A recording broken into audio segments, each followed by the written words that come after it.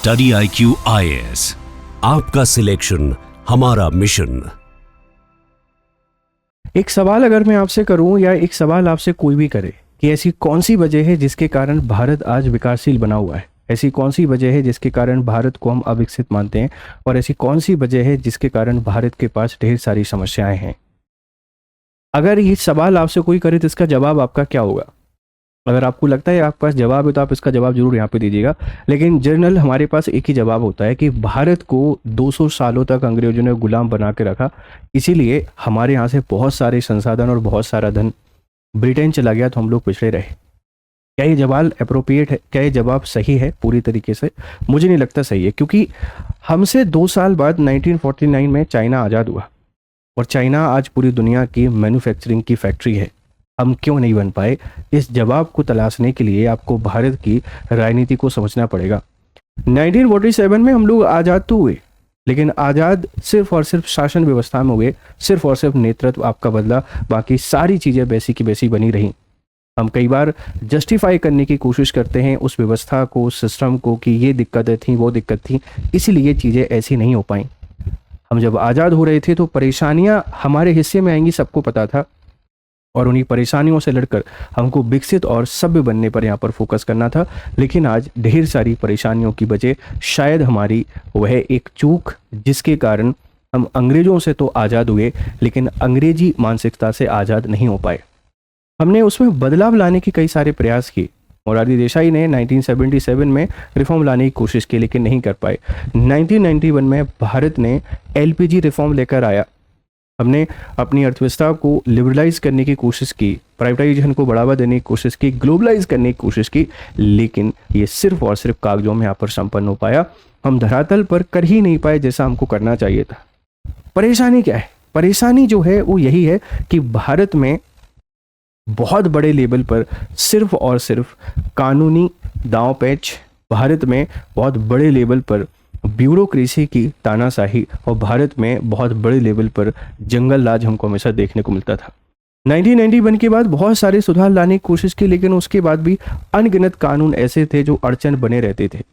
आपकी राजनीतिक विचारधारा कुछ भी हो सकती है, आप पॉलिटिकली कुछ भी सोच सकते हैं, लेकिन ये बात आपको मानना पड़ेगी कि भारत में इन टर्म्स ऑफ इंफ्रास्ट्रक्चर बदलाव आए हैं। हमने सड़कों को विकसित होते देखा है, रेलवे स्टेशन के हालात हमने बदलते देखे हैं, एयरवेज को हमने डाइवर्सिफाई होते देखा है, और उसी तरीके से बहुत सारे कानूनी दांव पे जो फंसे रहते थे उनको ख़त्म होते देखा है। ये कैसे हो पाया? ये हो पाया एक व्यक्ति के विजन से, ये हो पाया एक व्यक्ति की सोच से, जिसको महिमा मंडित नहीं किया गया, साइलेंटली उस पर काम किया गया, और इसी को कहते हैं कि एंड ऑफ जंगल राज, इसी को कहते हैं जन विश्वास को बढ़ावा देने और भारत में बहुत सारे कानूनी दाव पेच को खत्म करना।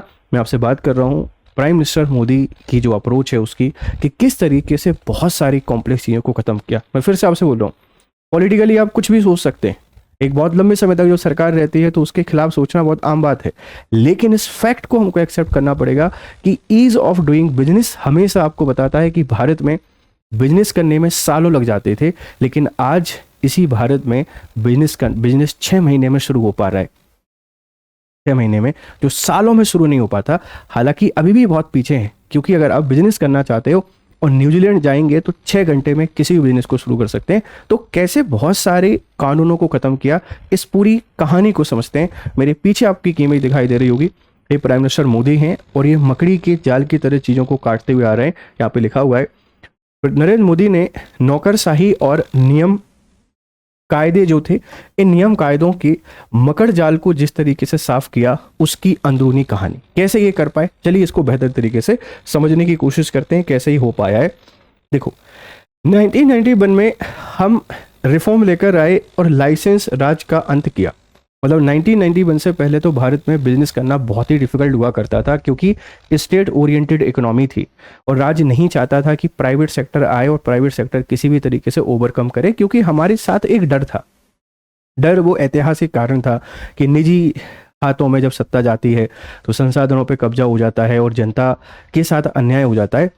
लेकिन इस डरी हुई सोच के कारण हम ये भूल गए कि हमको विकसित भी बनना है, हमको उत्पादन पर भी फोकस करना है। कुछ नहीं हो पाया। 1991 में इसको खत्म करने की कोशिश की, खत्म किया तो औद्योगिक लाइसेंसिंग व्यवस्था को यहाँ पे समाप्त किया गया। फोकस व्यापार शुरू करने की अनुमति देना। सीमा, लाइसेंसिंग खत्म हुई लेकिन इसकी जगह एक बोझिल मंजूरी और अनुपालन राज ने यहां पर ले ली। अब आपने पन्नों पर तो लाइसेंसिंग राज को खत्म कर दिया, लेकिन जो दिक्कत है कि किसी भी चीज़ को शुरू करने से पहले आपको उसकी मंजूरी लेनी पड़ेगी। किसी भी चीज़ को शुरू करने से पहले आपको उसकी परमिशन लेनी पड़ेगी। कि परमिशन लाइसेंस राज से भी खतरनाक हुई, क्योंकि लाइसेंस आपको सरकार से लेना था, ये जो मंजूरी है ये आपको एडमिनिस्ट्रेशन से लेना है। और एडमिनिस्ट्रेशन के पास वो सोच आज भी है कि वो राजा है, उसका राजा वाला व्यक्तित्व है और राजा को चढ़ावा चढ़ता ही चढ़ता है, चाहे कुछ भी कर लीजिए। इस सोच को हमने 2014 में कैसे खत्म किया, जरा समझो। 2024-26 अनुपात जो अनुपालन राज है इसका अंत। स्वतंत्र भारत के सबसे व्यापक प्रशासनिक सुधार देखने को मिले। व्यापार चलाने और बढ़ने की राह से बाधाएं हटाना। प्रधानमंत्री नरेंद्र मोदी के नेतृत्व में रेगुलेटरी राज का व्यवस्थित और मौन यहाँ पे विखंडन। सरकार ने बहुत सारे परमिशंस को खत्म कर दिया, क्योंकि हम हर चीज को डिजिटल करते जा रहे हैं। बहुत सारे लॉज के जो बैरियर थे उन लॉज को ही खत्म कर दिया, क्योंकि जब तक आपके पास इंडस्ट्री नहीं लगेंगी तब तक इस देश की समस्याओं का समाधान नहीं हो सकता। दूसरी बात से हम आप देश को बेचना कह सकते हैं, कुछ भी कह सकते हैं, पर ये रूल्स जो आपके बैरियर बने हुए थे उनको हटाना एक रेवोल्यूशन है। क्योंकि कब हमारी सोच बनेगी कि हम जॉब प्रोवाइडर यहाँ पर बने, तो जो 2014 से लेकर अभी तक हुआ ये क्रांतिकारी कदम है और ये चीज़ आप सबको यहाँ पे माननी पड़ेगी। आपकी सोच कुछ भी हो सकती है, मैं उसको यहाँ पे नहीं बदल सकता हूँ, ठीक है। अब देखो, रेगुलेटरी कोलेस्ट्रॉल, विकास की धमनियों में रुकावट, एक बहुत बड़ा शब्द है। जैसे कोलेस्ट्रॉल आपके जीवन में आएगा, बड़ी परेशानी आती, हाइपरटेंशन, शुगर, एंजाइटी, जो सब कुछ है सब उसी की वजह से। डॉक्टर क्या कहता है, घूमने जाओ, एक्सरसाइज करो। ये रेगुलेटरी कोलेस्ट्रॉल था, ये विकास की धमनियों में रुकावट था। एक सबसे छोटे उद्यम को भी हर साल 1400 से ज्यादा नियम, कायदे, कानूनों का पालन करना पड़ता था, छोटे से छोटे उद्यम को। इसको खत्म किया गया, जिससे अब इंडस्ट्री बेहतर तरीके से काम कर पाती है। पर्यावरणीय मंजूरियां देखो जरूरी है, पर पर्यावरणीय मंजूरी की आड़ में किसी प्रोजेक्ट को डिले करना ये भी गलत है। इनको सिंप्लीफाई किया गया। फैक्ट्री लाइसेंस नवीनीकरण, लाइसेंस को नवीनीकरण करने के लिए बहुत सारे तामझाम करने पड़ते थे, पैसा देना पड़ता था, सब कुछ ऑनलाइन यहाँ पे कर दिया गया है। क्वालिटी कंट्रोल आदेश, QCOS, क्वालिटी कंट्रोल के नाम पे लोगों को परेशान किया जा रहा है। लेबर इंस्पेक्टरों के दौरे, बार बार जाके परेशान करना, पैसा मांगना, इन सारी व्यवस्थाओं को खत्म करने का प्रयास यहाँ पे किया गया है। और 19 प्रकार के आदर्श नियम जिनका जमीन पर कोई वास्तविकता ही नहीं थी, कोई हकीकत ही नहीं थी, इन सबको खत्म कर दिया। और इसी को बोलते हैं रेगुलेटरी कोलेस्ट्रॉल, जो भारतीय उद्योग जगत को रोक रखा था, भारतीय उद्योग जगत को परेशान कर रहा था। अब सोचिए ना, 2014 से पहले टाटा या महिंद्रा कितने बड़े लेवल पर प्रोडक्शन कर रहे थे भारत पर। गिने चुने 1-2 कार आपकी उंगलियों पर हुआ करते थे। वजह क्या थी, ये जंगल राज, ये परेशानियां। आज टाटा महिंद्रा भारत की सबसे बड़ी कार प्रोड्यूसर है। आप देखिए भारत के कितने बिजनेसमैन अब आगे आ चुके हैं, मेन स्ट्रीम में आ चुके हैं। पहले ही बिजनेसमैन थे, लेकिन अब बेहतर कर पा रहे हैं, क्योंकि ये सारी चीज़ों को यहाँ पे क्या किया है, खत्म करने का प्रयास किया गया है। इसके कारण उद्योग करना, बिजनेस करना काफ़ी आसान हुआ, काफ़ी सुगम हुआ। ध्यान रखिएगा, ठीक है। अब देखो, शासन के मूल दर्शन में बदलाव कैसे हुआ, जन विश्वास। अगर दृष्टिकोण की बात करें तो उपनिवेशिक अविश्वास, नागरिक संभावित अपराधी हैं, गलती समझा जाता था। लेकिन अब जन विश्वास, नागरिक राष्ट्र निर्माण में भागीदार हैं। जब तक जनता भागीदार नहीं बनेगी, जब तक प्राइवेट सेक्टर भागीदार नहीं बनेगा, तब तक परेशानी का सामना करना ही पड़ेगा। तो हमने इस सोच को यहाँ पे बदला। मंजूरी का मॉडल, मंजूरी के बिना वर्जित, आप बिना मंजूरी के काम ही नहीं कर सकते। यहाँ वर्जित होने तक आपके पास मंजूरी मिल जाती है। और अनुपालन, प्रक्रियागत चूकों पर जेल और आपराधिक मुकदमे, डिजिटल निगरानी, स्वप्रमाणन और अनुपातिक जुर्माना। जेल अब नहीं होती है। जन विश्वास विधेयक में ही किया गया है कि भैया आप स्वयं प्रमाण कीजिए कि आपने ये काम किया है, और फिर आप पे फाइन लगाया जाता है। फाइन लगा के आपको छोड़ दिया जाता है। अगर गलती होती भी है तो फाइन या जुर्माने से उसको कंपनसेट किया जाता है। आप किसी को जेल भेजेंगे तो फिर कैसे काम करेगा। तो इसी को जन विश्वास कहते हैं। जनता का भरोसा आपको जीतना पड़ेगा, जनता को मौका आपको देना पड़ेगा। जब तक जनता का विश्वास नहीं जीतेंगे तब तक कैसे काम करेगा। ये सुधार ने भारत के उद्योग जगत को बदलने के बहुत सारे प्रयास यहाँ पे किए। त्रिशूल अप्रोच पे काम किया है, कैसे हो पाया। एक जो बहुत बड़ी वजह थी लाल फीताशाही, रेड टेपिज्म, हालांकि आज भी देखने को मिल जाती है, लेकिन इससे पहले बहुत ज्यादा थी।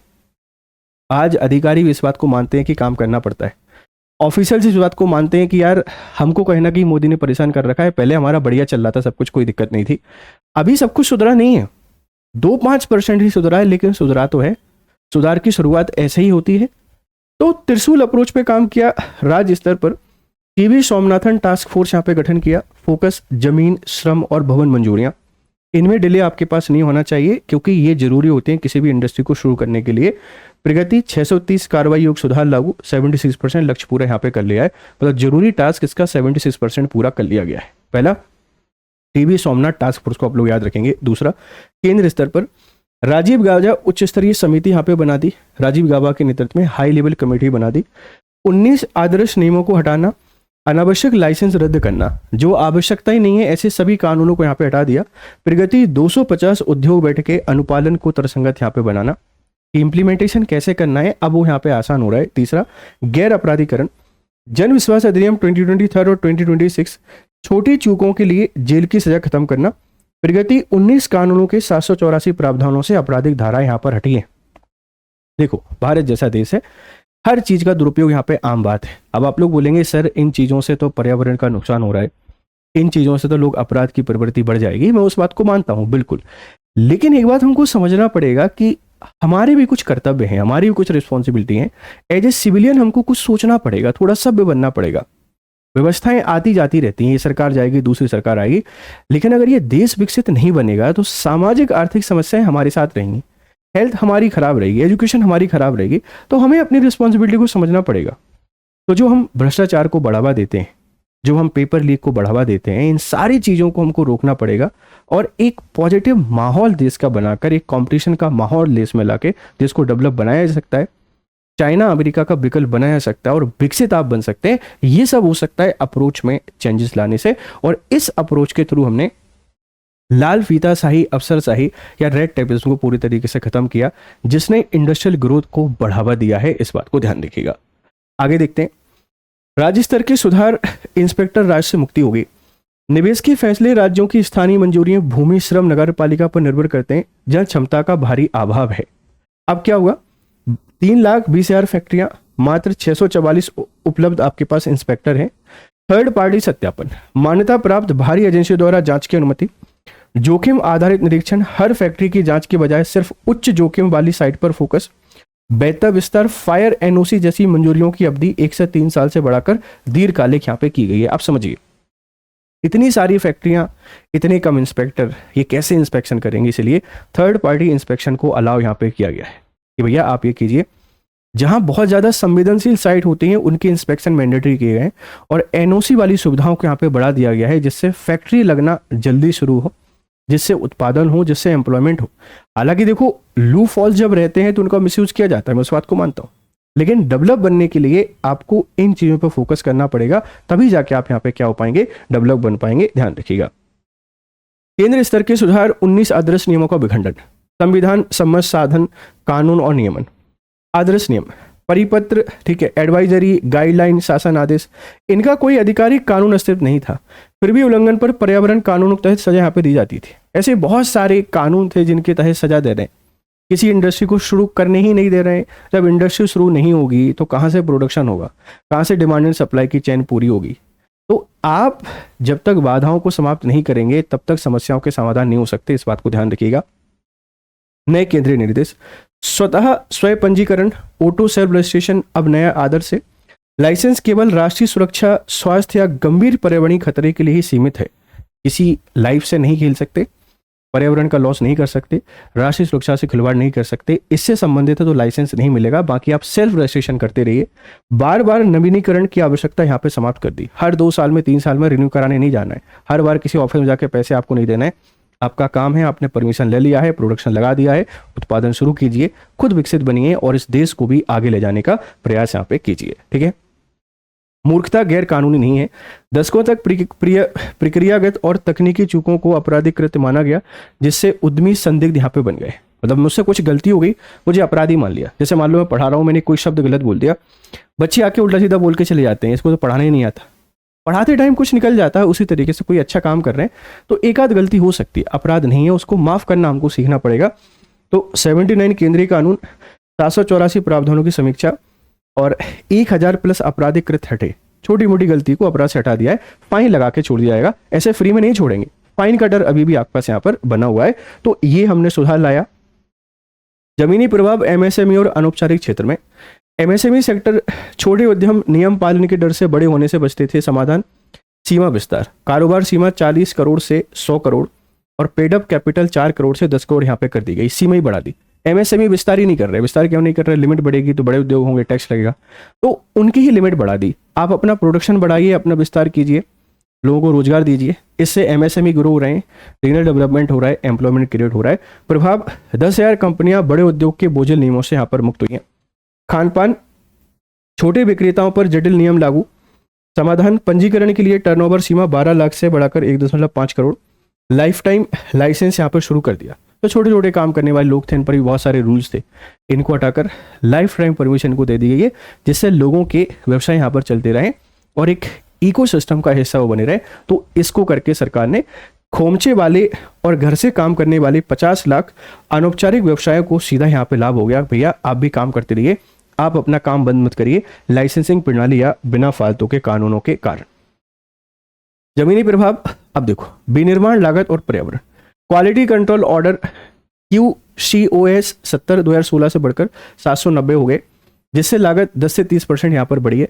हर नट बोल्ट के लिए मानक तय करने के बजाय सिर्फ उपभोक्ता सुरक्षा फोकस है ना, सिंथेटिक फाइबर पॉलीमर आदि रद्द, मतलब हर चीज के लिए हम लोग गाइडलाइन सेट नहीं करेंगे, सिर्फ और सिर्फ उपभोक्ता को नुकसान नहीं होना चाहिए, पर्यावरण को नुकसान नहीं होना चाहिए, किसी की हेल्थ से खिलवाड़ नहीं होना चाहिए, ऐसे रूल्स हमने सेट कर दिए कि ये आप मत करिए। जैसे छोटे बच्चों को सब कुछ थोड़ी बता दे घूमेंगे, आपने बोल दिया टेरेस पे नहीं जाना है, आपने बोल दिया डॉग के पास नहीं जाना है, आपने बोल दिया बालकनी में जाना है, बाकी घर में जो करना है करते रहो, बच्चा खुश है। अब हमेशा रोकोगे तो बच्चा परेशान हो जाएगा। सेम कहानी यहाँ पर सरकार ने कर दी। वियतनाम और बांग्लादेश के खिलाफ भारतीय उद्योगों की प्रतिस्पर्धा में यहाँ पर सुधार हमको देखने को मिल गया। पर्यावरण मंजूरी, अनावश्यक हरियाली आवश्यकताएं और बार बार नवीकरण, समाधान औद्योगिक परियोजनाओं के लिए हरियाली सीमा 33-40 से घटाकर 10 से 25% कर दी गई। 1,20,000 हेक्टेयर औद्योगिक भूमि मुक्त, 20 से 30 लाख करोड़ के निवेश और 20 से 40 लाख नई नौकरियों का मार्ग प्रशस्त। पर्यावरण जरूरी है, लेकिन पर्यावरण के नाम पर हम हर इंडस्ट्री को नहीं हटा सकते। जहाँ पे वन क्षेत्र है, जहाँ पे संवेदनशील क्षेत्र है, वहाँ पे आप परमिशन मत दीजिए। खाली जगह जो पड़ी हुई है, जिसको पर्यावरण के नाम पर रोका हुआ है लोकल गुंडों ने या जो हमारे ब्यूरोक्रेट हैं, वहाँ पर इंडस्ट्री लगाइए। उससे इतना सारा इन्वेस्टमेंट आया, इतनी फैक्ट्री लगी और इतने लोगों को रोजगार यहाँ से मिल गया। तो कैसे कानूनों में सुधार लाके चीज़ों को आप यहाँ पर बेहतर बना सकते हैं, ये एक एनालिसिस आपके सामने है, मेंस में आपको बहुत हेल्प करेगा। वैश्विक प्रतिस्पर्धा, दिखाई न देने वाली रुकावटों को हटाना। वियतनाम, इंडोनेशिया, मैक्सिको जैसी अर्थव्यवस्थाएं वैश्विक आपूर्ति श्रृंखला के उन्हीं अवसरों को पीछे भाग रही हैं जिन्हें भारत पाना चाहता है। ठीक है, ध्यान रखना, वियतनाम, इंडोनेशिया। ठीक है, भारत लंबी मंजूरियां, सालाना नवीकरण, निरीक्षकों के दौरे, अस्पष्ट दिशा निर्देश, इन सबको हमने खत्म कर दिया है। निवेश केवल बेहतर राजमार्गों और सस्ती बिजली से नहीं आता है, असल बाधाएं दिखाई न देने वाली रुकावटें हैं। तो हमने जो फालतू के सारे कानून थे, इन सबको खत्म करके निवेश की ढेर सारी संभावना यहाँ पे बढ़ा दी है। भारत धीरे धीरे अब इन्वेस्टमेंट को अट्रैक्ट करेगा, इंडस्ट्री लगेंगे, रीजनल डेवलपमेंट होगा, सोशल इकोनॉमिक डेवलपमेंट होगा, हर एक चीज़ आपको बेहतर यहाँ पर नजर आएगी और सब कुछ अब आपको बेहतर यहाँ पर होते देखने को मिलेगा। ध्यान रखिएगा।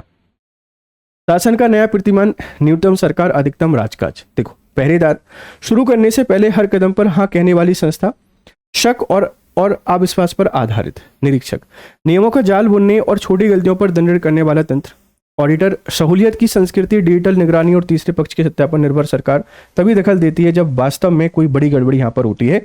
तो मोदी सरकार की सबसे दमदार आर्थिक विरासत शायद वह नहीं है जिसका निर्माण किया गया है, बल्कि वह है जिसे चपाचाय धराशायी यहाँ पे कर दिया गया है। मतलब जो चीज़ें ऐसी थी फालतू की, जिनका कोई वजूद नहीं था, हमने उसको खत्म कर दिया, बहुत बड़ी चीज़ है।